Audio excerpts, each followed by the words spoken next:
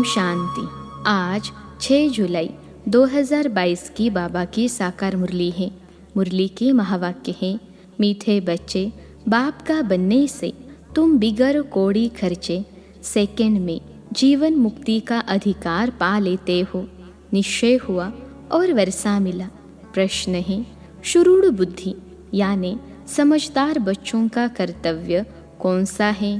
उत्तर है, सच्ची यात्रा करना और कराना। यही शुरूढ़ बुद्धि बच्चों का कर्तव्य है। सच्ची यात्रा है मन मना भव। इस यात्रा से और धक्कों से बच जाएंगे। जैसे बाप कल्याणकारी हैं, वैसे शुरूढ़ बुद्धि बच्चे बाप समान कल्याणकारी होंगे। दूसरा प्रश्न है, बाप तुम बच्चों को कौन सी बात कहते हैं जो तुम सबके कान में सुनाते रहो? उत्तर है, बाबा कहे, बच्चे तुम मुझे याद करो। किसी देहधारी को याद नहीं करना है। देहधारी को याद करेंगे तो देह अभिमानी बन पड़ेंगे। इसलिए सदैव समझो, देहधारी सब मरे पड़े हैं। हमें बाप को याद करना है। यही बात सबके कान में सुनाते रहो। गीत है, तकदीर जगा कर आई हो। तकदीर जगा कर आई हूँ, तकदीर जगा कर आई हूँ, जगा कर आई हूँ। मैं एक नई दुनिया बसा कर लाई हूँ, दुनिया बसा कर लाई हूँ। ओम शांति। बच्चों की तकदीर बनाने में कोई खर्चा लगता है? माँ बाप के पास बच्चा आया, बच्चों को कुछ खर्चा लगा वर्षा पाने में? पैदा होने से ही बाप की मिल्कियत का वर्षा मिल जाता है। अखबार में भी लिखते हैं ना कि फलाने वारिस का जन्म हुआ। बच्चे को कोई खर्चा लगा? नहीं। जन्म लिया, उनको कोई खर्चा नहीं। कोई बहुत धनवान है, बच्चे नहीं हैं, एडॉप्ट करते हैं। बच्चे का कोई खर्चा लगा? कुछ भी नहीं। यह भी गाया जाता है, सेकंड में जीवन मुक्ति। दुनिया वाले भल जीवन मुक्ति का अर्थ नहीं जानते हैं। अब यह तो जानते हो, विश्व के मालिक जीवन मुक्त देवताएं थे। भारत में ही जीवन मुक्ति होती है। अब बाप पूछते हैं, बाप का बनने में कोई खर्चा लगता है? बस बाबा मैं आपका हूँ। गाया भी जाता है, जनक को सेकंड में जीवन मुक्ति मिली। सिर्फ बाप की पहचान मिली, जिनके लिए बाप युक्तियाँ बतलाते रहते हैं। बताओ, पारलौकिक परमपिता परमात्मा से आपका क्या संबंध है? परमपिता वह तो बाप हैं। बाबा कहते हैं, मेरा बनने लिए खर्चा लगता है? कुछ भी नहीं। सिर्फ मेरा बनो, खर्चा कुछ भी नहीं। एक सेकंड में जीवन मुक्ति, खर्चे की बात ही नहीं उठती।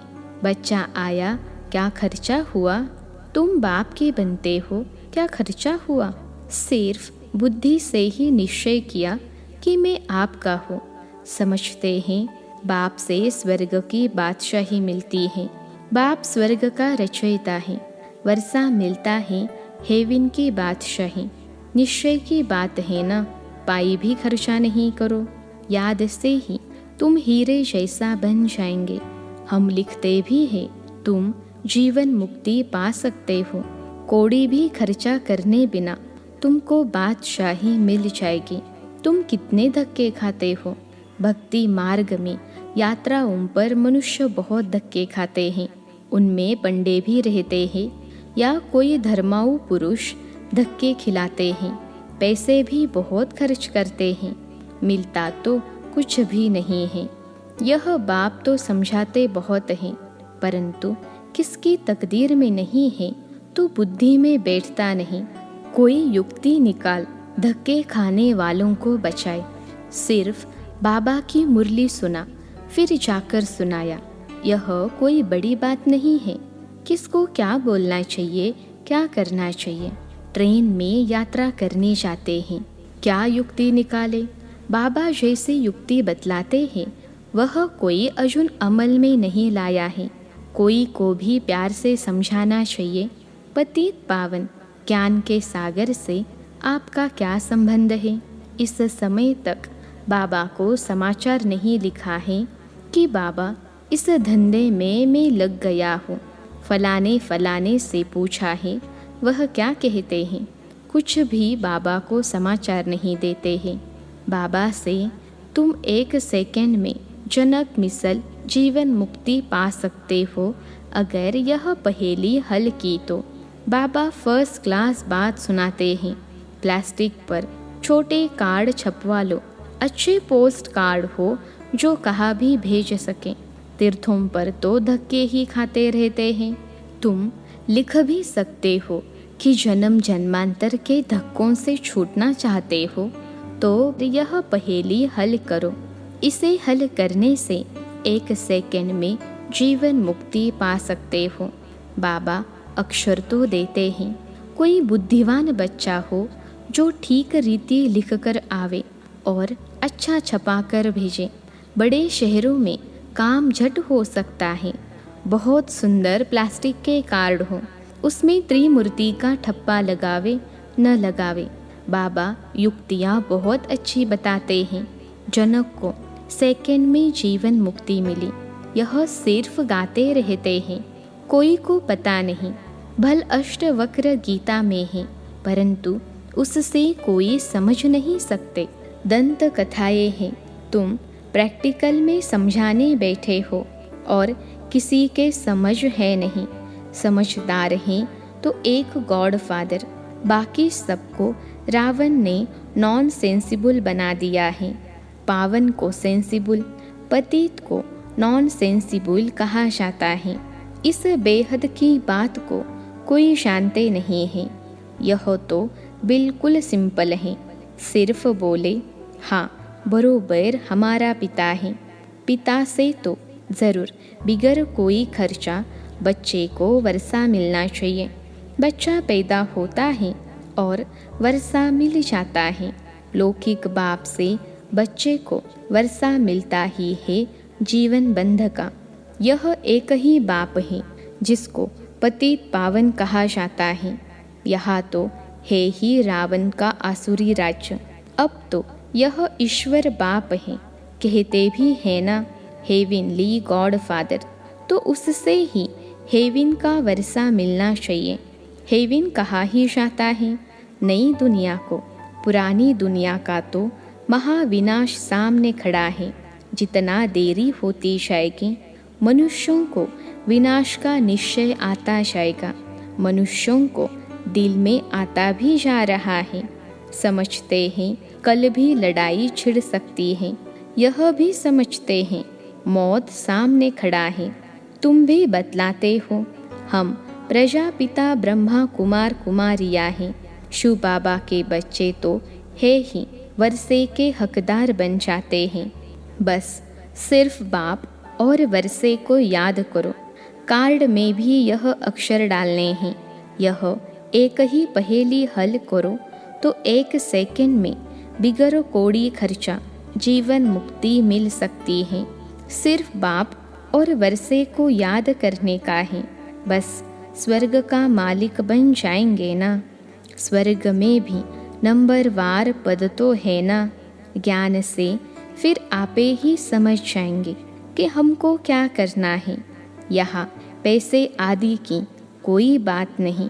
बाबा हमेशा बच्चों को कहते हैं मांगने से मरना भला। बाप से वर्षा पा लिया फिर मांगते क्यों हो। माँ बाप दोनों चाहते हैं एक लड़का वारिस हो। तुम अभी बाबा के बच्चे हो ना, सब फादर कहते हो ना।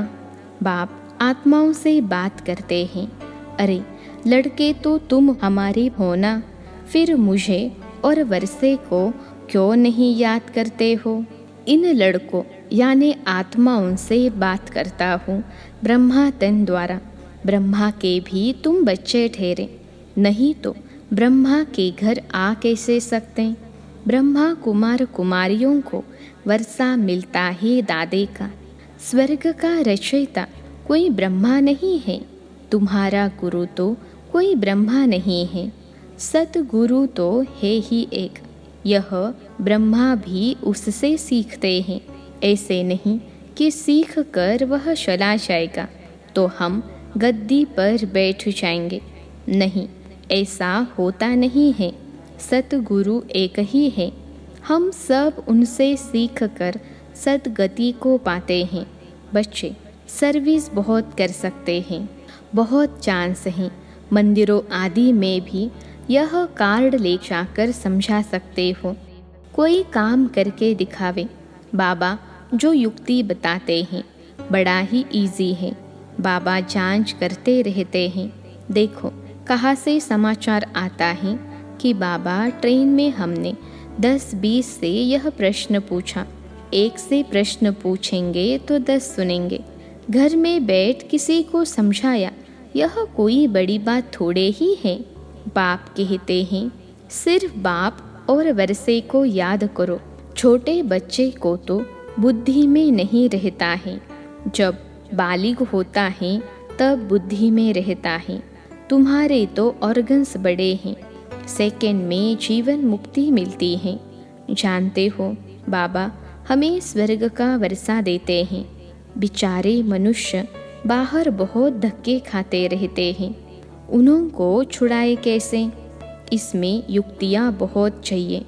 कितनी बच्चियाँ घर बैठे लिखती हैं कि बाबा हम तो आपके हो गए, कभी देखा भी नहीं, मिली भी नहीं। लिखती हैं बाबा हम आपके हैं, आपसे वर्षा हम लेकर ही रहूँगी। मार भी खाती रहती हैं। ऐसी बच्चियाँ बहुतों से आगे जा सकती हैं। तुम तो मार भी नहीं खाते हो तो भी यह सर्विस नहीं करते हो। बाबा की भी सुनी अनसुनी कर देते हैं। तुम कोई भी भाषा में कार्ड छपवा सकते हो। काम करने वालों की बुद्धि चलनी चाहिए। बाबा कोई जास्ती काम थोड़े ही देते हैं। उस दुनिया की गवर्नमेंट की कितनी बड़ी पंचायतें हैं विनाश के लिए। तुम्हारे पास अविनाशी पद पाने के लिए कितनी अच्छी युक्तियाँ हैं। भक्ति मार्ग में बहुत खर्चा करते हैं और तुम देखो क्या कर रहे हो, कोई खर्चा नहीं। भक्ति मार्ग में बहुत खर्चा होता है। तुम 1 सेकंड में जीवन मुक्ति पाते हो। सेंसिबल जो बच्चे हैं वह बाबा को कार्ड छपा कर दिखावे।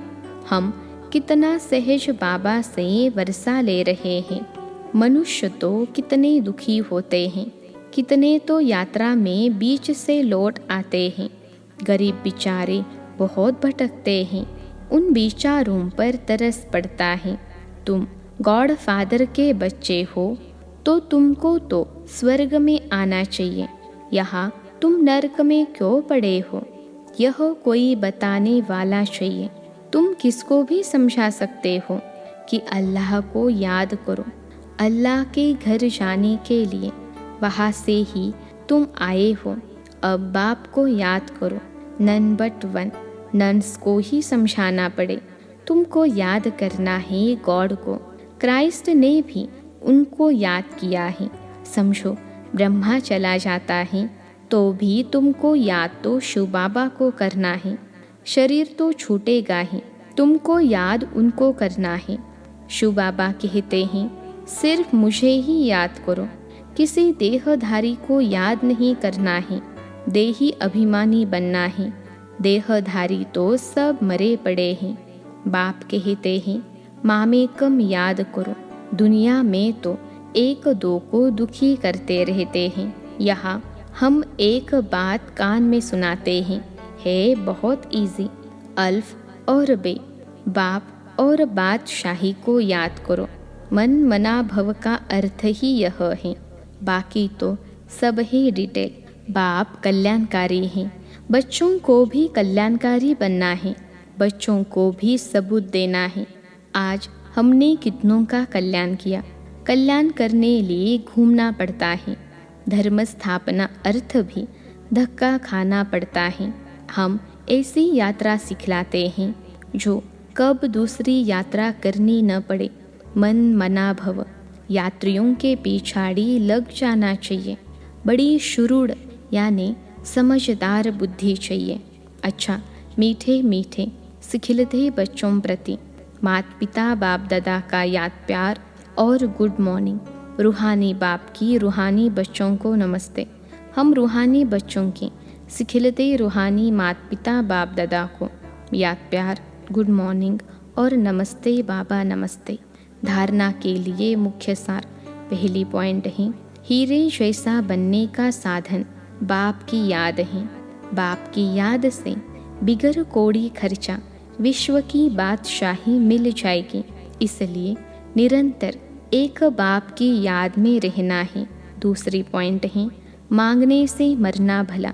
बाप से सब कुछ मिल गया, इसलिए मांगना नहीं है। कल्याणकारी बन सबको सच्चा रास्ता बताना है। आज का वरदान है, सर्व खजानों को कार्य में लगाकर बढ़ाने वाले योगी सो प्रयोगी आत्मा भव। सर्व खजानों को कार्य में लगाकर बढ़ाने वाले योगी सो प्रयोगी आत्मा भव। विश्लेषण है, बाप दादा ने बच्चों को सर्व खजाने प्रयोग के लिए दिए हैं। जो जितना प्रयोगी बनते हैं, प्रयोगी की निशानी है प्रगति। अगर प्रगति नहीं होती है तो प्रयोगी नहीं। योग का अर्थ ही है प्रयोग में लाना। तो तन मन धन या वस्तु जो भी बाप द्वारा मिली हुई अमानत है, उसे अलबेलेपन के कारण व्यर्थ नहीं गंवाना, बल्कि उसे कार्य में लगाकर 1 से 10 गुना बढ़ाना। कम खर्च बाला नशीन बनना, यही योगी सो प्रयोगी आत्मा की निशानी है। आज का स्लोगन है, विकर्मों और विकारों का त्याग करना ही सच्चा त्याग है। विकर्मों और विकारों का त्याग करना ही सच्चा त्याग है। अच्छा, ओम शांति।